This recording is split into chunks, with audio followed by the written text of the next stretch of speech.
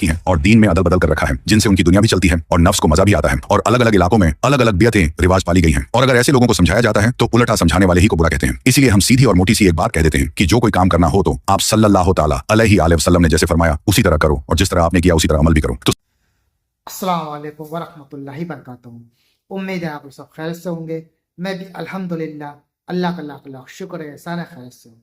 दोस्तों, आज इस वीडियो में हम लोग बात करेंगे, हम जो सीरीज चालू की है हमने क़यामत और हश्र का मैदान, जो वहाँ पे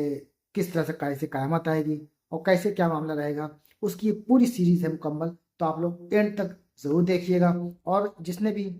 इसके पहले पार्ट नहीं देखा है तो मेरे चैनल में जाके पहला पार्ट देखे, दूसरा देखे, फिर सेकंड देखे, तीसरा देखे। अब ये चौथा पार्ट है जो हम आपको दिखाएंगे। उसके आगे का मामला क्या होता है कि क़यामत जब जो आने वाली होगी तो क़यामत किस पे आएगी। दोस्तों, क़यामत ये समझ लीजिए कि मोमिन पे नहीं आएगी। इस दुनिया में एक भी इंसान अगर बाकी है अल्लाह का नाम लेने वाला, तो उस दिन तक क़यामत नहीं आएगी। ये तमाम उलमा भी कहते हैं, और ये हमने सुना भी है हदीसों के जरिए से, कुरान के जरिए से, क्योंकि उलमा बताते हैं क़यामत आएगी काफिरों पे, जो ईमान वाले नहीं होंगे, मोमिन नहीं होंगे। तो आज की जो वीडियो है, ये चौथा पार्ट हम देखेंगे, उसके आगे की कहानी कि किस तरह से क्या मामला रहेगा आगे जब क़यामत आएगी, तो कैसा मंजर होगा, और क़यामत जो आएगी वो किस हालातों में आएगी, लोग क्या कर रहे होंगे उस टाइम, कैसे आएगी। तो आइए पहले वीडियो देखते हैं, और वीडियो अच्छी लगा करे तो बस शेयर किया करिए अपने ग्रुप में, और जितना हो सका करें इबरत लिया करिए, हर अच्छी चीज़ों से इबरत ज़रूर लिया करिए, इसलिए कि ये दुनिया मुख्तसर सी है, आज हैं कल नहीं होंगे। तो इसलिए इबरत लेना चाहिए, अपने गुनाहों की माफ़ी मांगना चाहिए, और जो भी आपसे जाने अनजाने में गलती हो गई हो, किसी का दिल दुख गया हो, किसी को तकलीफ़ दे दी हो, किसी को आपने गाली गलौज कर दी हो, किसी को नाराज़ किया हो, तो फ़ौरन उससे माफ़ी मांग लें, क्योंकि ये दुनिया में माफ़ी मांगना आखिरत में आपको बहुत अच्छा मामला पड़ेगा। और दुनिया में अगर माफ़ी कर लिया आपने, माफ़ी दे दी, सामने वाले ने माफ़ी दे दी और आपने माफ़ी मांग ली, तो समझ लीजिए बहुत अच्छी बात हो कि आप उस गुनाह से बरी हो जाएंगे। तो कोशिश करें इस दुनिया में किसी का भी दिल न दुखाएं, किसी को भी तकलीफ ना पहुंचाएं, किसी का हक ना मारें, और अल्लाह की इबादत करें, अल्लाह के बताए हुए रास्ते पर चलें, रिस्क हलाल कमाएं, हलाल खाएं, और जितना हो सके नेक काम करें, अच्छे अमाल करें, क्योंकि सिर्फ अमाल ही आपको बचा सकते हैं, बाकी और कोई भी बचा नहीं पाएगा। तो आइए पहले वीडियो स्टार्ट करते हैं, पूरी हकीकत जानते हैं, फिर इंशाल्लाह आगे बात करते हैं। हजरत ईसा अलैहिस्सलाम के विसाल के बाद जब क़यामत की वह खुशबूदार हवा गुजरेगी जिससे तमाम मोमिनीन की रूहें आसानी परवाज कर जाएंगी, तो सिर्फ और सिर्फ इस दुनिया में काफिर ही काफिर बचेंगे, और फिर उन्हीं काफिरों पर 40 साल का एक ऐसा जमाना गुजरेगा जिसमें किसी को औलाद न होगी और किसी की उम्र 40 साल से कम ही न रहेगी। और क़यामत के वक्त वे लोगों में से कोई खाना खा रहा होगा तो कोई पका रहा होगा, कोई दीवार लेप रहा होगा तो कोई हल चला रहा होगा, गर्ज की सारे लोग अपने अपने मामूल के कामों में मशगूल व बिजी होंगे। तो फिर उसी वक्त हजरत इसराफील अलैहिस्सलाम को सुर फूकने का हुक्म होगा। तो हजरत इसराफील अलैहिस्सलाम सुर फूकेंगे तो शुरू में सुर की आवाज बहुत बारीक और सुरीली होगी, और रफ्ता रफ्ता बहुत तेज और भयानक होती चली जाएगी, जिसे लोग कान लगाकर उसकी आवाज सुनेंगे तो सारे के सारे बेहोश होकर गिरते पड़ते मर जाएंगे, और आसमान टुकड़े टुकड़े होकर बिखर जाएगा, और जमीन में इतना जबरदस्त जलजला और खौफनाक भूचाल आएगा कि जमीन कांपने लगेगी, और पहाड़ रेजा रेजा होकर गर्द गुबार की तरह उड़ने लगेगा, और चांद सूरज और सितारे बेनूर होकर झड़ जाएंगे, यहाँ तक कि सुर और हजरत इसराफील अलैहिस्सलाम भी फना हो जाएंगे, और उस वक्त दुनिया में उस वाहिद हकीकी के सिवा कोई मखलूक न होगा। तो मेरे प्यारे दोस्त, मैदान हश्र की मुकम्मल वीडियो सीरीज की ये चौथी वीडियो है, और इस सीरीज वीडियो में आप लोग जानेंगे जैसे हश्र के मैदान में रिश्ते नाते काम आएंगे या नहीं, कुफ्र जालिम लोगों का हाल, और हौज़े कौशर से लेकर आप सल्लल्लाहु ताला अलैहि वसल्लम की शान वगैरह। तो आप लोगों से गुजारिश है कि इस वीडियो को मुकम्मल देखने के साथ लाइक शेयर कमेंट करके अपने दोस्त और घर वालों को भी जरूर दिखाएं। तो फिर उसके बाद नाजरीन, जब अल्लाह ताला चाहेगा तो हजरत इसराफील अलैहिस्सलाम को जिंदा फरमाकर और सुर को पैदा करके दोबारा फूंकने का हुक्म देगा। तो फिर सुर फूंकते ही तमाम अव्वलीन व आखिरीन जिन्न व मलाइका, इंसान व हैवान जानवर व शैतान गर्ज की तमाम जानदार मखलूकात जिंदा हो जाएंगे, और उस दिन सबसे पहले हमारे बाप के मुस्तफा जाने रहमत सल्लल्लाहु ताला अलैहि वसल्लम इस शान के साथ अपनी कब्र अनवर से बरामद होंगे कि आपके दाएं हाथ में हजरत सिद्दीक़ अकबर रजी अल्लाह ताला अन्हु का हाथ, और बाएं हाथ में हजरत फारूक आजम रजी अल्लाह ताला अन्हु का हाथ होगा। फिर उसके बाद हुजूर मक्का मुअज़्ज़मा और मदीना मुनव्वरा के मकाबिर में जितने भी मुसलमान होंगे सबको लेकर मैदान महशर में तशरीफ ले जाएंगे, जो सर जमीन मुल्क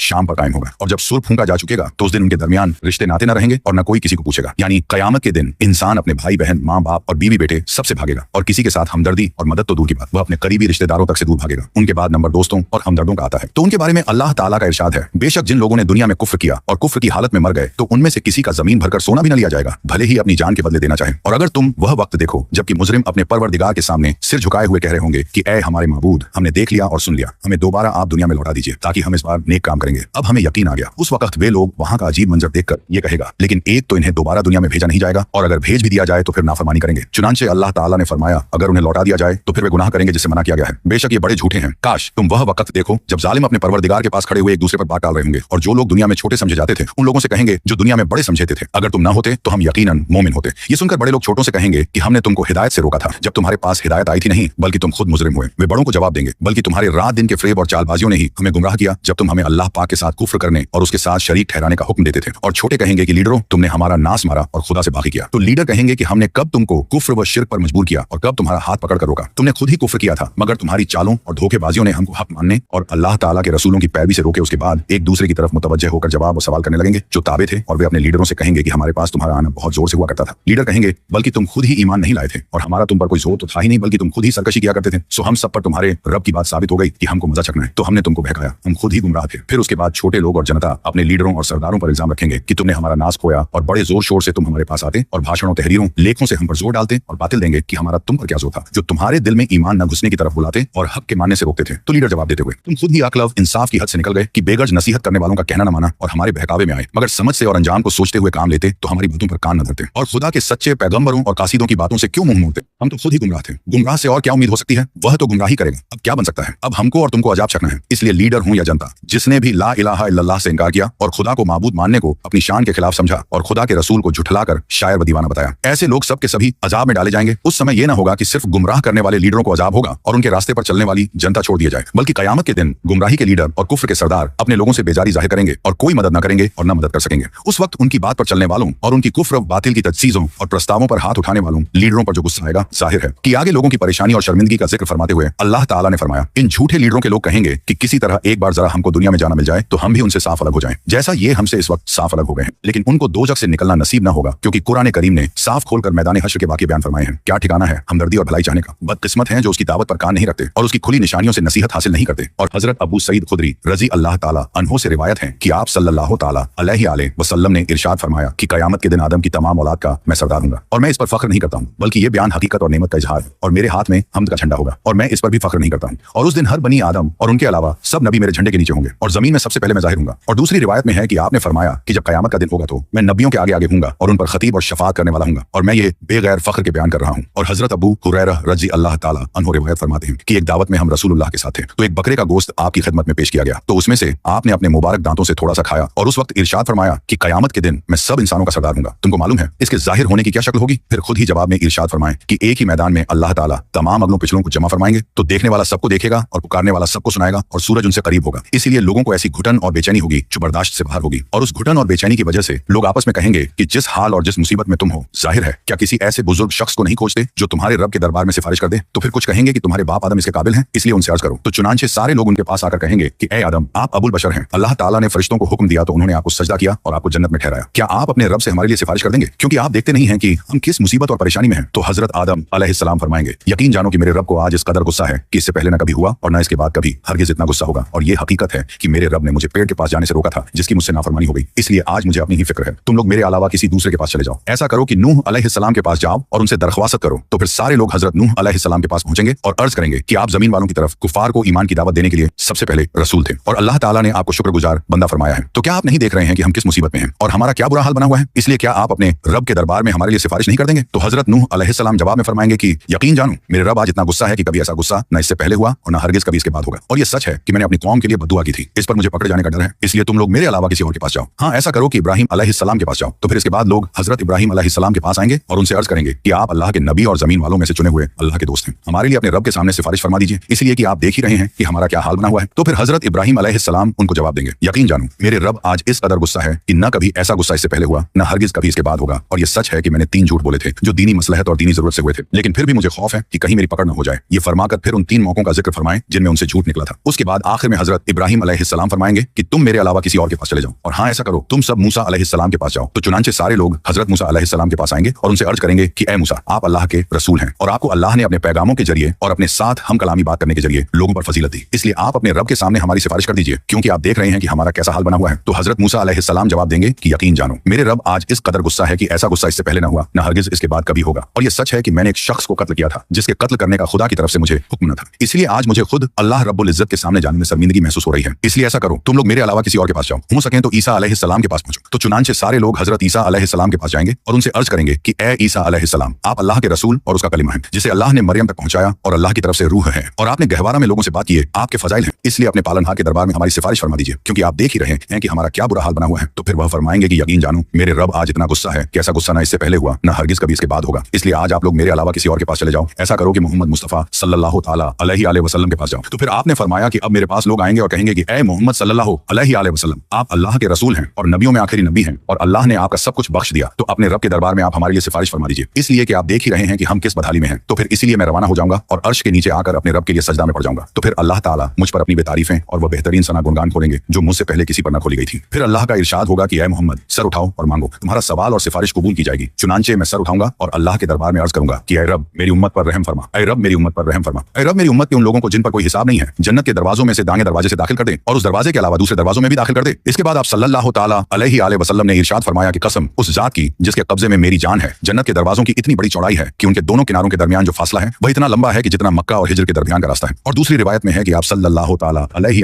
वसल्लम से एक सहाबा ने पूछा कि ए अल्लाह के रसूल, कयामत के दिन से लेकर आपकी उम्मत तक की इतनी दुनिया में उम्मत आई होगी, तो आप अपनी उम्मत को कैसे पहचानेंगे? तो इसके जवाब में आपने इरशाद फरमाया कि वजू के असर से मेरी उम्मतों के चेहरे रोशन और हाथ पांव सफेद होंगे, इनके अलावा और कोई इस हाल में न होगा, और मैं उनको इस तरह भी पहचानूंगा कि उनके अमलनामे उनके दाहिने हाथ में दिए जाएंगे, और इस तरह भी उनको पहचानूंगा कि उनकी झुर्रियत उनके आगे दौड़ती होगी। और आपने हौज कौसर के बारे में फरमाया कि हर नबी का एक हौज होगा और सब नबी आपस में इस पर फख्र करेंगे कि किसके पास पीने वाले ज्यादा आते हैं, क्योंकि हर नबी के हौज से उसके उम्मती पानी पिएंगे, तो मैं उम्मीद करता हूं कि सबसे ज्यादा उम्मती मेरे पास पीने के लिए आएंगे। फिर उसके बाद हजरत अनस रजी अल्लाह ताला अन्हु ने फरमाया कि मैंने नबी करीम से अर्ज किया कि आप कयामत के दिन मेरे लिए सिफारिश फरमा दें, तो आपने इरशाद फरमाया कि हाँ मैं कर दूंगा। तो फिर मैंने अर्ज किया आपको कहां तलाश करूं, तो आपने फरमाया पहले पुलसिरात पर तलाश करना। तो फिर मैंने अर्ज किया वहां आपसे मुलाकात ना हो तो कहां तलाश करूं, फिर फरमाए अमाल की तराजू के पास तलाश करना। तो मैंने फिर अर्ज किया वहां भी आपसे मुलाकात ना हो तो कहां हाजिर हूं, तो फिर आपने फरमाया हौज पर तलाश करना, और हाँ इन तीनों जगहों में से किसी एक जगह जरूर मिल जाऊंगा। फिर आपने इरशाद फरमाया कि मेरे हौज की लंबाई चौड़ाई इतनी ज्यादा है कि उसके एक तरफ से दूसरी तरफ जाने के लिए 1 महीने की मुद्दत चाहिए, और उसके कोने बराबर हैं, यानी वह चौकोर है जिसकी लंबाई चौड़ाई दोनों बराबर है, और उसका पानी दूध से ज्यादा सफेद और उसकी खुशबू मुश्क से ज्यादा उम्दा, और उसमें लोटे इतने हैं जितने आसमान के सितारे, और जो उसमें से पिएगा वह कभी प्यासा न होगा। और इस हौज में 2 परनाले गिर रहे होंगे जो जन्नत की नहर से उसके पानी में बढ़ोतरी कर रहे होंगे, और एक परनाला सोने का तो दूसरा चांदी का होगा, और उस हौज की पानी बर्फ से ज्यादा ठंडा, शहद से ज्यादा मीठा और मुश्क से बेहतर उसकी खुशबू है। उसमें पीने के प्याले आसमान के सितारों से भी ज्यादा हैं, और उस पानी को पीने वाले वह लोग हैं जिनके दुनिया में सरों के बाल बिखरे हुए और चेहरे भूख, मेहनत व थकान की वजह से बदले होते थे, और इनके लिए बादशाहों और हाकिमों के दरवाजे नहीं खोले जाते थे, और अच्छी औरतों इनके निकाह में नहीं दी जाती थी। और इनके मामलों की खूबी का यह हाल था कि इनके जिम्मे जो हक किसी का होता था तो सब चुका देते थे, और इनका जो हक किसी पर होता था तो पूरा न लेते थे बल्कि थोड़ा बहुत छोड़ देते थे। यानी दुनिया में उनकी बदहाली और तंगी का यह हाल था कि बाल सुधारने और कपड़े साफ रखने की ताकत भी न थी, और जाहिर है संवारने के उनको ऐसा खास ध्यान भी न था कि बनाव सिंगार के चोंचले में वक्त गुजारते और आखिरत से गफलत बरते। और उनको दुनिया में फिक्र मुसीबतें इस तरह घेरी रहती थी कि चेहरों पर उनका असर जाहिर होता था, और दुनिया वाले उनको ऐसा नीच समझते थे कि मजलिसों, जश्नों और शाही दरबारों में उनको दावत देकर बुलाना तो दूर की बात, उनके लिए ऐसे मौकों में दरवाजे ही न खोले जाते थे, और वे औरतें जो नाज व नेमत में पली थी इन खुदा के खास बंदों के निकाहों में नहीं दी जाती थी। लेकिन आखिर में उनका रुतबा होगा कि हौज कौसर पर सबसे पहले पहुंचेंगे, और उनको नीच समझने वाले उनके बाद और ईमान वाले सब उसमें में पीने के लायक होंगे। इसलिए कुरान हदीस में जो कुछ आया है और जो हदीसों और आयतों से निकलता है उसी पर चलने में भलाई और कामयाबी है। लेकिन आज लोगों ने हजारों विद्युतें निकाल रखी हैं और दीन में अदल बदल कर रखा है, जिनसे उनकी दुनिया भी चलती है और नफ्स को मजा भी आता है, और अलग अलग इलाकों में अलग अलग बियतें रिवाज पाली गई हैं। और अगर ऐसे लोगों को समझाया जाता है तो उल्टा समझाने वाले ही को बुरा कहते हैं। इसीलिए हम सीधी और मोटी सी एक बात कह देते हैं कि जो कोई काम करना हो तो आप सल्लल्लाहु ताला अलैहि वसल्लम ने जैसे फरमाया उसी तरह करो, और जिस तरह आपने किया उसी तरह अमल भी करो।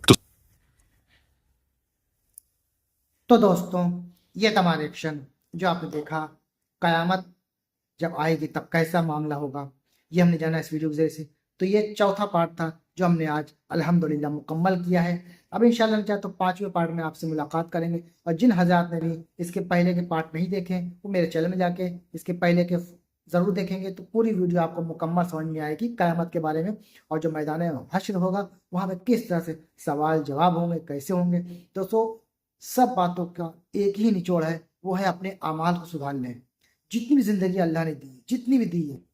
जो भी इस वक्त उम्र हो चुकी है या होने वाली है, तो बस सिर्फ अपने अमाल को सुधार ले। बस अल्लाह, अगर कोई गलती की हो, कोई गुनाह किया हो तो उसको माफ़ी मांग ले अल्लाह से। किसी का दिल दुखाया, किसी को तकलीफ पहुंचाई हो, किसी का हक मारा हो, तो सबसे दुनिया में माफ़ी मांगे जब तक आप जिंदा हैं, क्योंकि जैसे ही इंतकाल हो जाएगा तो फिर कैसे आदमी क्या करेगा। और जो दुनिया में आपने जो बोया है वही आप आखिरत में काटेंगे। तो इसलिए अपने अमाल को सुधारें, अल्लाह को राज़ी करने के लिए अल्लाह की इबादत करें। और अल्लाह तो खुद कहता है कि मेरे बंदे मुझसे मांग, मैं तो देने के लिए बैठा हूँ। तो रो रो के अल्लाह से दुआ मांगे, सबके लिए दुआ मांगे, अपने लिए दुआ मांगे, पूरी उम्मत मुस्लिमा के लिए दुआ मांगे। तो इसलिए दुआ ज़रूर मांगे और नमाज़ें पढ़ें, रोज़ा रखें, सदका ज़कात निकालें और किसी गरीब का हक ना मारें, जो भी है सब कुछ दें, सदका करें और जो भी आप से बन पड़ता है वो करें अच्छे काम। और सबसे अहम बात, रिस्क हलाल कमाएं। हलाल रिस्क आप कमाएंगे तो अपने घर वालों को भी खिलाएंगे, उसमें खूब अल्लाह ताला खैर बरकत देगा। और बेईमानी की कमाई, उसमें गुनहगार होंगे आप भी और जितने लोग खाएंगे सबके गुनहगार आप होंगे। तो अपनी वीडियो को यहीं ख़त्म करते हैं। उम्मीद है वीडियो आपको अच्छी लगी होगी। इंशाल्लाह ज़्यादा इसके अब आगे मिलेंगे आपसे, तब तक के लिए अस्सलाम वालेकुम व रहमतुल्लाहि व बरकातहू।